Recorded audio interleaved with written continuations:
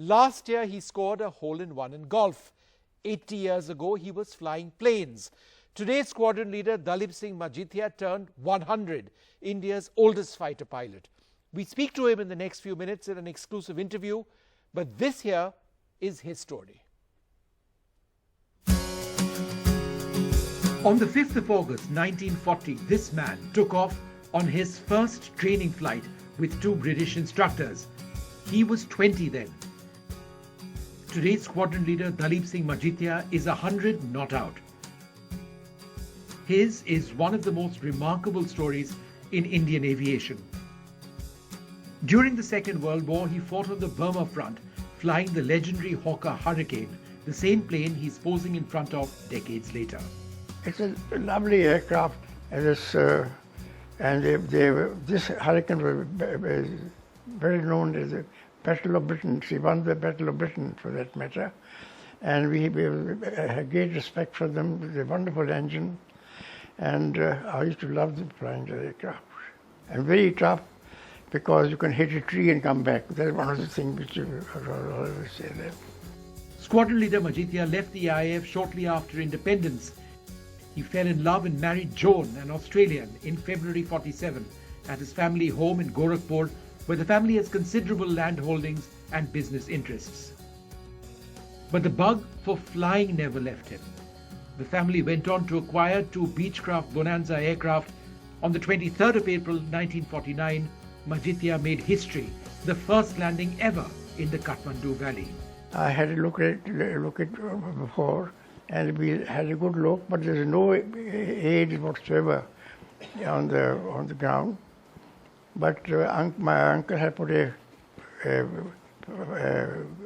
windsock for me to find out.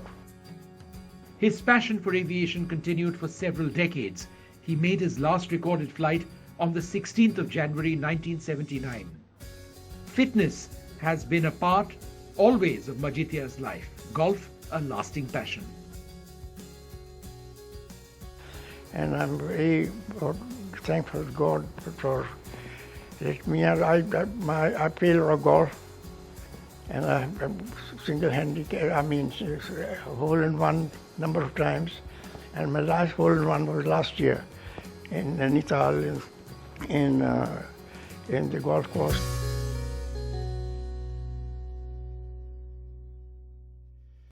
Well, joining us now, that very special guest, squadron leader Majithia. And yes, I'm sure you would all agree that this gentleman doesn't look 100 at all, not at all, but he is. He scored a century today. Thanks so very much for being with us. Can you describe one of your toughest missions in flying the Hurricane in the Second World War over Burma? Well, every mission was fairly difficult, but we have to find the Japanese, because their use of camouflage was very good, and the jungle was very thick. We had to locate the target, locate them where they are, and Japanese army moving forward toward India, and we had to. Every mission was very difficult, and two aircraft used to go one after the other.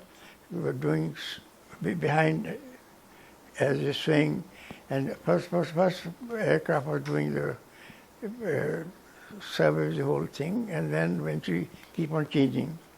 And the bombing itself?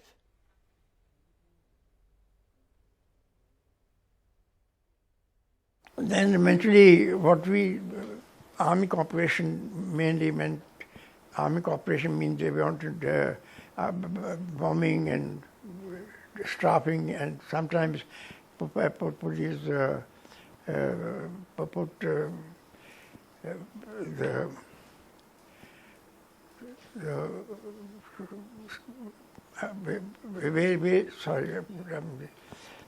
mostly when finding the target and everything like that, mainly.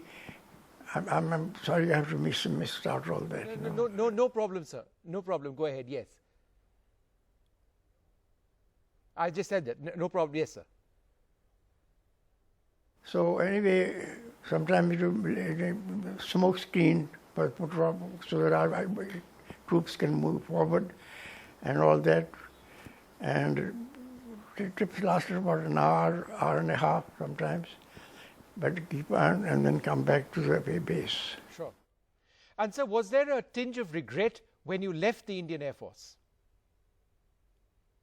Well, there's always a very sad thing to leaving. I didn't want to leave particularly, but I wanted to, the family wanted me to leave and join the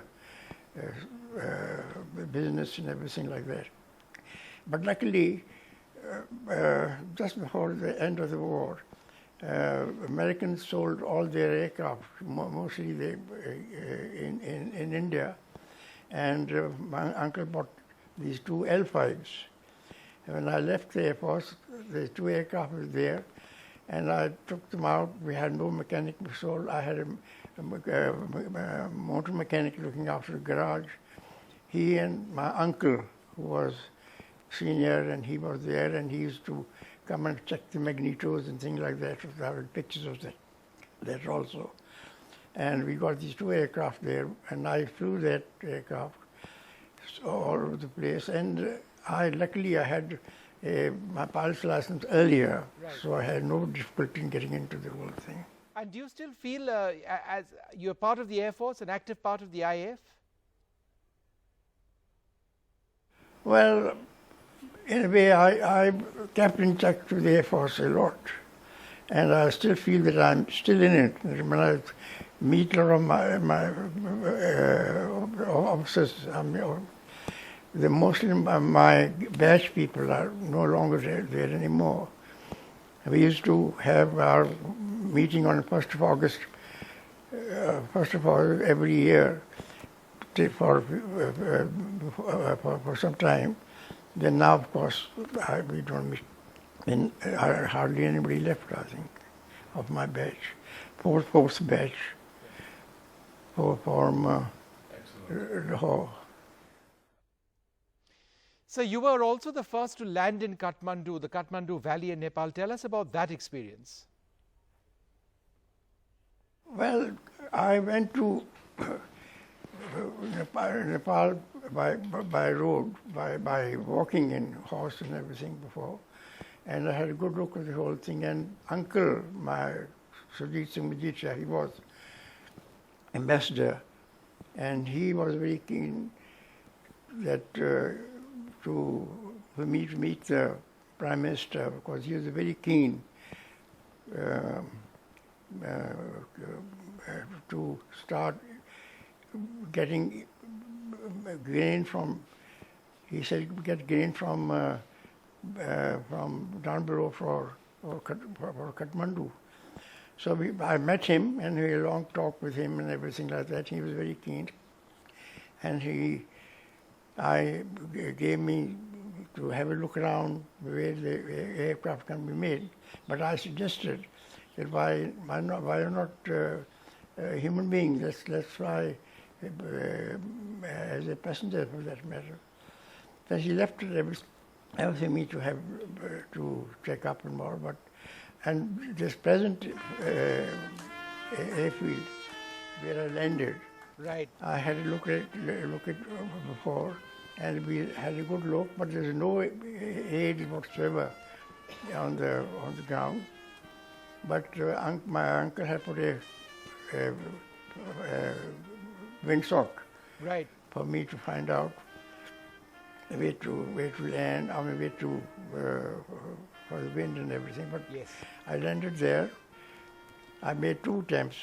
The first one was not so good because I had very, very bad. It was late April, and it was a lot of clouds and all. But second time I made it.